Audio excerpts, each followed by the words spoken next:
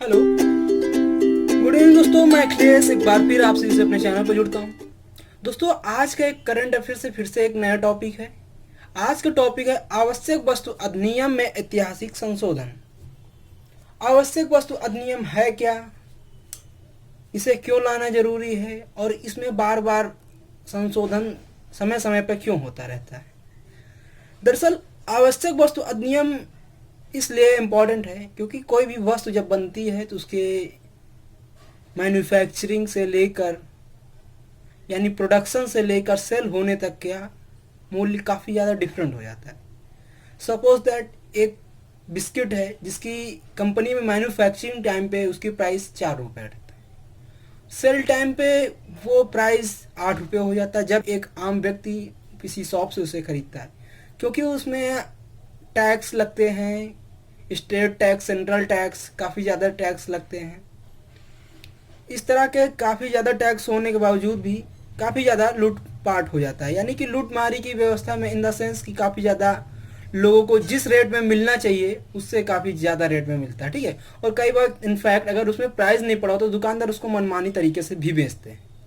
ठीक है, इसी सब चीज़ों के लेकर अभी देखा होगा कोरोना वायरस रिलेटेड पीरियड में क्या हुआ था, 200 ml जो सैनिटाइजर था उसका आवश्यक वस्तु अधिनियम के तहत ही मूल्य कितना 100 रुपये कर दिया गया था। और इसी महामारी के दौरान कोविड-19 महामारी एक ऐसी महामारी है जो पूरे विश्व को हिला दिया। किसी भी देश की अर्थव्यवस्था को अग्रसर होते की बात छोड़ो, वो बैक फुट पे चली गई है। यहाँ तक कि कई देश तो अपने जीवन को उपार्जन के लिए, जो छोटे देश हैं वो दूसरे देशों से लोन ले रहे हैं। अभी मैंने देखा, आप सभी ने देखा होगा कि भारत की जो विदेशी मुद्रा भंडार है काफ़ी ज़्यादा डेवलप्ड हो गई, लगभग 500 करोड़ के आसपास हो गई है। ये एक भारत के लिए अच्छा संकेत है, क्योंकि आप जब भी किसी बैंक से लोन लेंगे तो आपके पास सबसे ज़्यादा फॉरेन की ही जो करेंसी होगी उसी के तहत ही आपको लोन मिलेगा। कोई भी बैंक आपको फॉरेन करेंसी के तहत ही मैक्सिमम लोन दे पाएगी। इसलिए भारत की समय अभी आर्थिक व्यवस्था तो गड़बड़ा रही है, फिलहाल उसको मेंटेन करने के लिए हमारे माननीय प्रधानमंत्री, उनके सभी मंत्रीगण काफ़ी ज़ोरों से काम कर रहे हैं और उसमें हम सभी का, आप सभी का भी योगदान है। और भारतवर्ष को आगे बढ़ाने के लिए, एक विश्व गुरु बनाने के लिए फिर से हम सभी के साथ साथ आप सभी का भी योगदान होना बहुत ज़रूरी है, क्योंकि हर नागरिक भारत के एक ऐसा नागरिक है जो कुछ ना कुछ अपने देश के लिए दे सकता है, बस आपको उसे निखारना है। तो चलिए दोस्तों, ये हुई वास्तविक व आवश्यक वस्तु अधिनियम में थोड़ा सा चर्चा। अब जानते हैं इसमें पूरा डिटेल में आवश्यक वस्तु अधिनियम में ऐतिहासिक संशोधन। चर्चा में क्यों, केंद्रीय मंत्रिमंडल ने आवश्यक वस्तु अधिनियम में ऐतिहासिक संशोधन को मंजूरी दी है। यह कृषि क्षेत्र में आमूल बदलाव लाने और किसानों की आय बढ़ाने की दिशा में एक दूरदर्शी कदम है। अभी मुख्यमंत्री जी ने क्या, माननीय प्रधानमंत्री जी ने एक उद्देश्य दिया था कि हम 2022 तक किसानों की आय को दुगनी कर देंगे। उसी कदम को बढ़ाते हुए ये कदम लाया गया, आवश्यक वस्तु अधिनियम में संशोधन किया गया। देखते हैं क्या है आवश्यक वस्तु अधिनियम। आवश्यक वस्तु की बिक्री, उत्पादन, आपूर्ति आदि को नियंत्रित करने हेतु आवश्यक वस्तु अधिनियम 1955 कहते हैं। आवश्यक वस्तु अधिनियम इंट्रोड्यूस कब हुआ था, तो 1955 में। इस कानून का मुख्य उद्देश्य उपभोक्ताओं को उचित मूल्य पर उपलब्ध किया जाना। उपभोक्ताओं को जो वस्तु किसी को खरीद रहा है उसको उचित मूल्य पे एक फिक्स प्राइस में रखना है। अभी देखा होगा कि सैनिटाइजर्स के रेट कितने हाई फाई हो गए थे, इसीलिए संशोधन करके वो लाया गया था, मिनिमम रेट बताया गया था। आवश्यक वस्तु घोषित होने पर सरकार उत्पाद का अधिकतम खुदरा मूल्य तय कर सकती है, यानी कि जो उसका अधिकतम खुदरा मूल्य होगा, जो सेल प्राइस होगा, उसको तय कर सकती है। सरकार समय अनुसार पर इसी सूची संशोधित करती रही, यानी समय समय पर सरकार इसको संशोधित भी करती रहती है। क्यों किए गए संशोधन, तो भारत में ज़्यादातर कृषि और वस्तुओं के उत्पादन में अधिशेष की स्थिति है। कृषि और वस्तुओं के उत्पादन में अधिशेष की स्थिति है, लेकिन इसके बावजूद कोल्ड स्टोरेज, प्रसंस्करण और निर्यात में निवेश के अभाव में किसान अपनी उपज यानी कि अभी देखो कोल्ड स्टोरेज की काफ़ी ज़्यादा कमी हो जाती है कभी कभी टाइम पे। जिस वर्ष किसी चीज़ की ज़्यादा फसल की पैदावार हो जाती है वहाँ पे कोल्ड स्टोरेज में भी काफ़ी ज़्यादा भीड़ भाड़ हो जाती है, इसलिए वो फसल बर्बाद होने लगती है। उसी के संदर्भ में बात कर रहे हैं।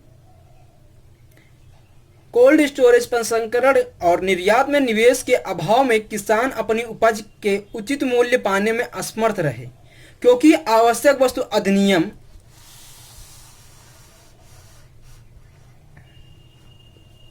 की लटकती तलवार के कारण उनकी उद्यमशीलता यानी कि जो उनका उद्योगशीलता हतोत्साहित यानी कि उनको हानि पहुंचती है, हतोत्साहित हो जाती है। ऐसे में जब भी शीघ्र नष्ट हो जाने वाली कृत्रिम उपज की बम्पर पैदावार यानी अधिकतम पैदावार होती है तो किसानों को भारी नुकसान उठाना पड़ता है, क्योंकि उसके पास कोल्ड स्टोरेज नहीं होता, उनको रखने के लिए सही जगह पर पर्याप्त संसाधन नहीं होते, वो फसल बर्बाद हो जाती है। इस तरह से किसानों को सही तरीके से फायदा नहीं मिल पाता है। यदि पर्याप्त प्रसंस्करण सुविधाएं उपलब्ध हों तो बड़े पैमाने पर इस तरह की बर्बादी को रोका जा सकता है, जो बिल्कुल जरूरी है किसानों के लिए। क्या होंगे लाभ? आवश्यक वस्तु अधिनियम में संशोधन के जरिए अनाज, दलहन, तिलहन, खाद्य तेल, प्याज और आलू जैसी वस्तुओं को आवश्यक वस्तुओं की सूची से हटा दिया जाएगा। मतलब कि जो पर्टिकुलर एक आम व्यक्ति के नागरिक के लिए जरूरी है जीवन को उपार्जन के लिए, उसको आवश्यक वस्तु अधिनियम के तहत हटा दिया जाएगा। इस व्यवस्था से निजी निवेश को यानी कि जो प्राइवेट सेक्टर है अत्यधिक नियामकी हस्तक्षेप के भय से मुक्त हो जाएंगे। कि जो प्राइवेट सेक्टर होते हैं इसी भय से कि सरकार किसी भी समय उसको आवश्यक वस्तु अधिनियम के तहत ला सकती है और हमारा जितना भी इन्वेस्ट है सब नुकसान में जा सकता है। इसलिए प्राइवेट सेक्टर इसमें ज़्यादा अपना सपोर्ट नहीं करते हैं। इसीलिए आगे बताते हैं, आगे जिक्र करते हैं। उत्पादन भंडार ढुलाई यानी कि जो लेने जाने में टाइम लगता है, ये पैसे लगते हैं। वितरण और आपूर्ति की आज़ादी से व्यापक स्तर पर उत्पादन करना संभव हो जाएगा, ठीक है। और इसके साथ ही कृषि क्षेत्र में निजी प्रत्यक्ष यानी प्राइवेट विदेशी निवेश क्या आकर्षित किया जाएगा। इन फॉरेन की कंपनियां भी आ सकेंगी, ठीक है, फॉरेन इन्वेस्ट भी होगा। इससे कोल्ड स्टोरेज में निवेश बढ़ाने और खाद्य आपूर्ति श्रृंखला सप्लाई चेन के आधुनिकीकरण में मदद मिलेगी। कोल्ड स्टोरेज में निवेश बढ़ाने और खाद्य आपूर्ति श्रृंखला में सप्लाई चेन के आधुनिकीकरण मदद मिलेगी। कैसे होगा उपभोक्ताओं और किसानों के हित में संतुलन, ये भी जानते हैं।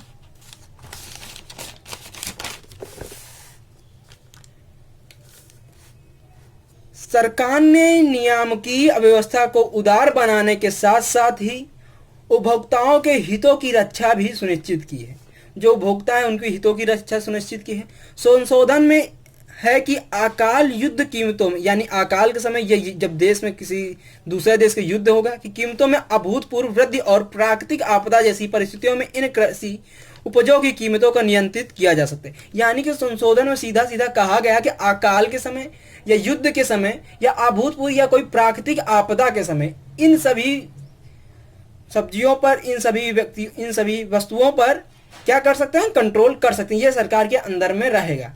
हालांकि मूल श्रृंखला यानी वैल्यू चेन के किसी भी प्रतिभागी को स्थापित क्षमता और किसी भी नियंत्रक को निर्यात मांग इस तरह की स्टॉक सीमाएं लगाने जाने से मुक्त रहेंगी, ठीक है। यानी कि स्टॉक सीमा लगाए जाने से मुक्त रहेंगी ताकि यह सुनिश्चित किया जा सके कि कृषि क्षेत्र में निवेश हतोत्साहित न हो, ठीक है। घोषित संशोधन मूल्यों में लाने के साथ साथ किसानों और उपभोक्ताओं दोनों ही के लिए मददगार साबित होगा। घोषित संशोधन मूल्यों में लाने के साथ साथ किसानों और उपभोक्ता दोनों के ही लिए मददगार साबित होगा। इसके साथ ही भंडारण सुविधा के अभाव के कारण होने वाली कृषि उपज की बर्बादी को भी रोका जा सके। यानी कि भंडारण सुविधा के अभाव कारण जो जहाँ पे कोल्ड स्टोर के मतलब कोई सामान रखने का अभाव होता था, उसके जब पूर्ति हो जाएगी तो जो हमारी फसल बर्बाद हो जाती है उसको रोका जा सकेगा। तो दोस्तों ये सेगमेंट आपको ऐसा लगा? अगर अच्छा लग रहा है तो अपने दोस्तों में शेयर करें, ज़्यादा से ज़्यादा शेयर करें और लाइक करें, चैनल को सब्सक्राइब करें। थैंक यू दोस्तों, बाय, गुड नाइट, जय हिंद दोस्तों, बाय बाय।